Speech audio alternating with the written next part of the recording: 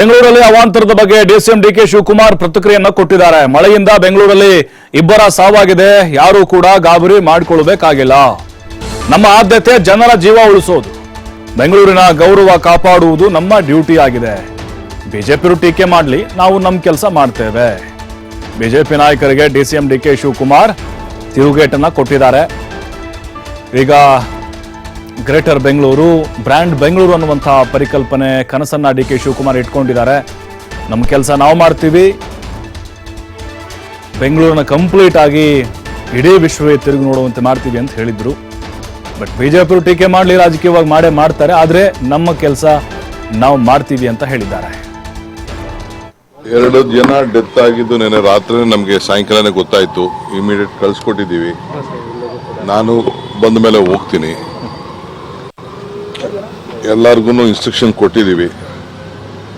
ಎಲ್ಲರೂ ಫೀಲ್ಡಲ್ಲಿದ್ದಾರೆ, ಎಲ್ಲರೂ ಅಟೆಂಡ್ ಮಾಡ್ತಾ ಇದ್ದಾರೆ. ಯಾರು ಗಾಬರಿ ಮಾಡ್ಕೋಬೇಕಾಗಿಲ್ಲ. ನಮ್ಮ ಪ್ರಯಾರಿಟಿ ಜನದ ಆಸ್ತಿ, ಅವರ ಜೀವ ಉಳಿಸ್ಲಿಕ್ಕೆ ಮತ್ತು ಎಲ್ಲ ಅವರೆಲ್ಲ ನೋಡ್ರಿ, ಬಿಜೆಪಿ ಮುಳುಗ್ತಾ ಇದೆ ಅಂತಂದ್ರೆ ಪ್ರಕೃತಿನ ಅವ್ರು ನಿಲ್ಸಕ್ಕಾಗ್ತದೆ. ಅವ್ರ ಕೈಯಲ್ಲಿ ಯಾರು ನಿಲ್ಸಕ್ಕಾಗಲ್ಲ. ಇಲ್ಲಿ ಅವರೆಲ್ಲ ಮಾಡ್ಲಿ, ಅವ್ರ ಟೋಲ್ ನಮ್ಮ ಡ್ಯೂಟಿ. ಅವ್ರು ಟೀಕೆ ಮಾಡ್ತಾ ಇರಲಿ, ನಮ್ಮ ಡ್ಯೂಟಿ ನಾವು ಮಾಡ್ತಾ ಇರ್ತೀವಿ. ನಾನು ಮಳೆ ಬರ್ಲೇನೋ, ಯಾರು ಏನಾರು ಬೈಲಿ, ನನಗೆ ಈಗ ಜಾಸ್ತಿ ಮಳೆ ಬಂದಷ್ಟು ನಮ್ಮ ರಾಜ್ಯಕ್ಕೆ ಒಳ್ಳೆ. ಅವರೆಲ್ಲ ನೋಡ್ರಿ.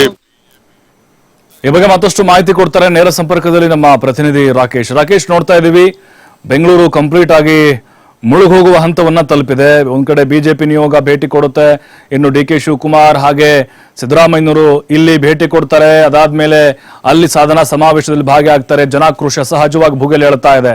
ಈಗ ರಾಜಕೀಯ ನಾಯಕರ ವಾಕ್ಸಮರ ಸದ್ಯಕ್ಕೆ ಈ ಮಳೆಯ ವಿಚಾರಕ್ಕೆ ಹೇಗೆ ತಾರಕಕ್ಕೆ ಏರ್ತಾ ಇದೆ?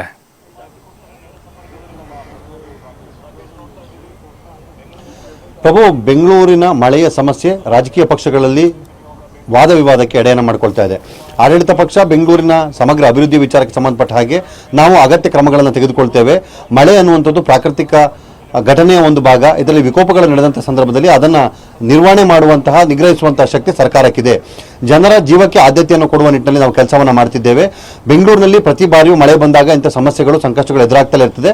ಆದರೆ ಅವೆಲ್ಲವನ್ನು ತಡೆಯುವಂಥ ಶಕ್ತಿ ಆಡಳಿತ ಪಕ್ಷಗಳಿಗೆ ಇದೆ ಅನ್ನುವಂಥ ಮಾತನ್ನು ಹೇಳ್ಕೊಂಡಿದ್ದೆ. ಜೊತೆಗೆ ಮಳೆಯ ಸಮಸ್ಯೆಯಿಂದಾಗಿ ಮೃತರಾಗಿರುವಂಥ ವ್ಯಕ್ತಿಗಳಿಗೆ ಕುಟುಂಬಗಳಿಗೆ ಅಗತ್ಯ ಪರಿಹಾರವನ್ನು ಕೂಡ ಕೊಡಲಾಗ್ತಾ ಇದೆ.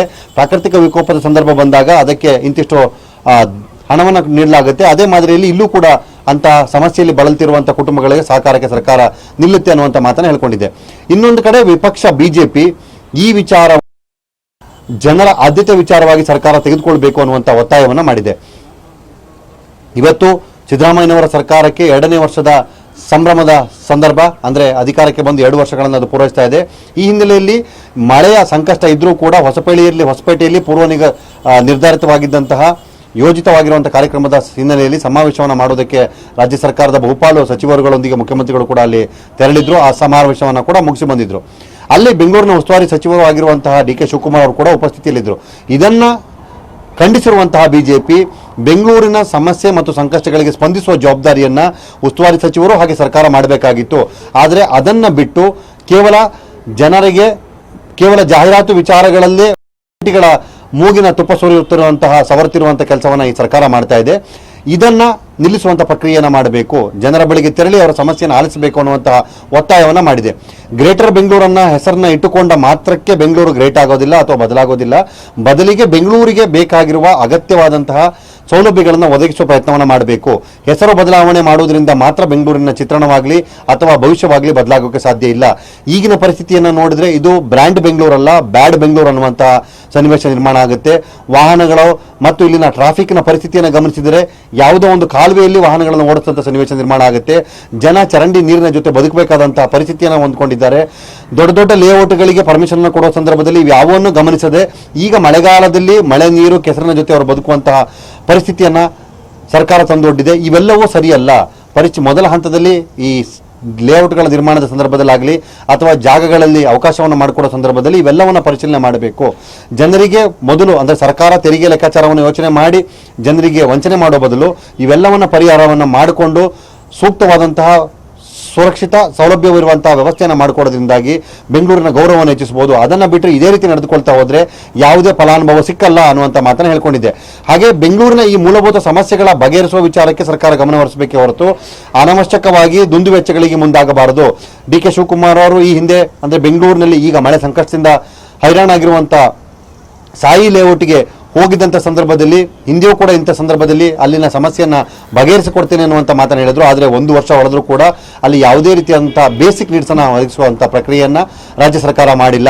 ಅದರ ಬದಲಿಗೆ ಅವರು ಯಾವುದೋ ಟನಲ್ ರೋಡನ್ನು ಮಾಡ್ತೇವೆ ಅನ್ನುವಂತಹ ಪ್ರಾಜೆಕ್ಟನ್ನು ಹಿಡಿದುಕೊಂಡು ಸಾವಿರಾರು ಕೋಟಿಯ ವ್ಯವಹಾರವನ್ನು ದುಡ್ಡಿನ ಹಣಗಳಿಕೆ ಮಾರ್ಗದ ಕಡೆ ಅವರು ಗಮನ ಕೊಡ್ತಿದ್ದಾರೆ ಹೊರತು ಜನರ ಸಮಸ್ಯೆಗಳಿಗೆ ಸ್ಪಂದಿಸುವಂಥ ಪ್ರಕ್ರಿಯೆಯಲ್ಲಿ ಅಥವಾ ಅದರ ಭಾಗವಾಗಿ ಸರ್ಕಾರವಾಗಲಿ ಉಸ್ತುವಾರಿ ಸಚಿವರಾಗಿ ಮಾಡ್ತಿಲ್ಲ ಅನ್ನುವಂಥ ನೇರ ಆರೋಪವನ್ನು ಬಿಜೆಪಿಯ ರಾಜ್ಯಾಧ್ಯಕ್ಷರು ಹಾಗೆ ಪ್ರತಿಪಕ್ಷ ನಾಯಕರು ಮಾಡಿದ್ದಾರೆ.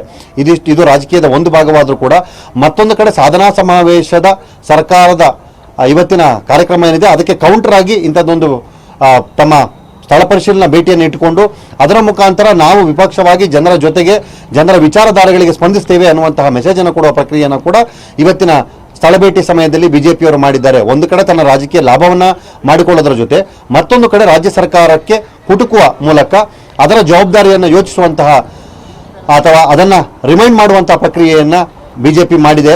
ಸೊ ಹೀಗಾಗಿ ಎರಡೂ ಪಕ್ಷಗಳು ಕೂಡ ತಮ್ಮ ತಮ್ಮ ಮೂಗಿನ ನೇರಕ್ಕೆ ವಿಚಾರಗಳನ್ನು ವಿಮರ್ಶೆ ಮಾಡುವ, ಸಮಸ್ಯೆಗಳನ್ನು ಪರಿಹರಿಸುವಂಥ ವಿಚಾರಕ್ಕೆ ಸಂಬಂಧಪಟ್ಟ ಹಾಗೆ ಮಾತುಕತೆ ಮಾಡುವ, ಭರವಸೆಯನ್ನು ನೀಡುವಂಥ ವಿಚಾರವನ್ನು ಹೇಳ್ಕೊಳ್ತಿದೆ. ನಾಳೆ ಮುಖ್ಯಮಂತ್ರಿಗಳು ಈಗ ಮಳೆ ಹಾನಿ ಪೀಡಿತವಾಗಿರುವಂಥ ಬೆಂಗಳೂರಿನ ಪ್ರದೇಶಗಳ ಪರಿವೀಕ್ಷಣೆ ನಡೆಸಲಿದ್ದಾರೆ. ನಿನ್ನೆ ರಾತ್ರಿ ಮಳೆಯ ತೀವ್ರತೆಯಿಂದಾಗಿ ಸ್ಥಳ ಪ್ರದೇಶಗಳಿಗೆ ಹೋಗುವಾಗ ಆಗುವಂತಹ ಇಂಟರ್ನಲ್ ಸಮಸ್ಯೆಗಳು ಅಂದರೆ ಅವರಿಗೆ ಪ್ರೋಟೋಕಾಲ್ ಆಗಿರ್ಬೋದು ಅಥವಾ ಅವರ ಭದ್ರತಾ ದೃಷ್ಟಿಯಿಂದ ಸಮಸ್ಯೆಗಳಾಗ್ಬೋದು ಅನ್ನೋ ಕಾರಣಕ್ಕೆ ಕಂಟ್ರೋಲ್ ರೂಮ್ಗೆ ತೆರಳಿ ಬಿಬಿಎಂಪಿಯ ಕೇಂದ್ರ ಕಚೇರಿಯಲ್ಲಿ ಸ್ಥಳ ಪರಿಶೀಲನೆ ನಡೆಸಿ ವಿಡಿಯೋ ಸಂವಾದದ ಮುಖಾಂತರ ಜನರಿಗೆ ಅಗತ್ಯ ನೆರವು ಕೊಡುವಂಥ ಸೂಚನೆಯನ್ನು ಮುಖ್ಯಮಂತ್ರಿಗಳು ಕೊಟ್ಟಿದ್ದರು. ಈಗ ನಾಳೆ ಮುಖ್ಯಮಂತ್ರಿಗಳು ನಗರದ ಈ ಮಳೆ ಪೀಡಿತ ಪ್ರದೇಶಗಳೆಲ್ಲ ಕಡೆ ತೆರಳಿ ಅಲ್ಲಿ ಅವುಗಳ ವೀಕ್ಷಣೆಯನ್ನು ಮಾಡಿ ಅಗತ್ಯವಾದಂತಹ ಸಲಹೆ ಸೂಚನೆಗಳನ್ನು ಮತ್ತು ಮುಂಜಾಗ್ರತಾ ಕ್ರಮಗಳನ್ನು ಹೆಚ್ಚುವರಿ ಸೌಲಭ್ಯಗಳನ್ನು ಒದಗಿಸುವಂಥ ಪ್ರಕ್ರಿಯೆಗಳಿಗೆ ಸೂಚನೆ ಕೊಡಬಹುದು ಅನ್ನುವಂಥ ನಿರೀಕ್ಷೆಯನ್ನು ಮಾಡಲಾಗ್ತಾ ಇದೆ. ಪ್ರಭು, ಥ್ಯಾಂಕ್ ಯು ರಾಕೇಶ್ ತಮ್ಮೆಲ್ಲ ಮಾಹಿತಿಗಾಗಿ. ನೋಡಿ, ಈಗ ರಾಜಕೀಯ ಏನೇ ಇದ್ರೂ ಕೂಡ ಎಲ್ಲರೂ ವಿಶ್ವಾಸಕ್ಕೆ ತೆಗೆದುಕೊಂಡು ಸರ್ಕಾರ ಕೂಡ ಅಷ್ಟೇ ವಿಪಕ್ಷ ನಾಯಕರನ್ನ ಅಥವಾ ಬಿಜೆಪಿಯವರನ್ನ ವಿಶ್ವಾಸಕ್ಕೆ ತೆಗೆದುಕೊಂಡು ಬೆಂಗಳೂರು ಅಭಿವೃದ್ಧಿಗೆ ಏನು ಸಾಧ್ಯ, ಜನರ ಕಷ್ಟಗಳಿಗೆ ಹೇಗೆ ಸ್ಪಂದಿಸಬೇಕು ಆ ಕಡೆ ಹೆಜ್ಜೆಯನ್ನು ಹಾಕಬೇಕು. ಅವರು ಕೂಡ ಅಷ್ಟೇ ಈ ಸಂದರ್ಭದಲ್ಲಿ ರಾಜಕೀಯ ಮಾಡೋದು ಬೇಡ, ಜನರ ಪರವಾಗಿ ನಿಂತು ಎಲ್ಲರೂ ಒಗ್ಗಟ್ಟಾಗಿ ಕೆಲಸ ಮಾಡಬೇಕು.